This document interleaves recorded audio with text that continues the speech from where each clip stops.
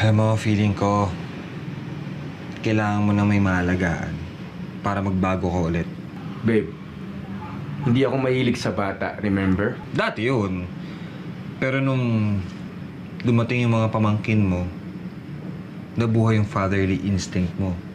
At huwag mong i-deny yan. So, naisip ko, dahil live-in naman tayo, why don't we adopt? Adopt? Babe, ano ba? Ano namang idea yan?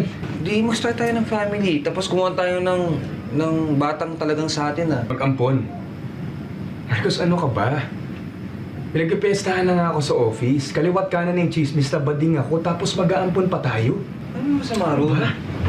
Oh, saan ka na naman pupunta? Kailangan akong mag-isip. Mag-isip. Oo. Eh kung okay pa ba sa akin itong setup natin na ganito? Kasi Marcos, din tayo nagkakaintindihan eh. Baka kailangan natin ng space.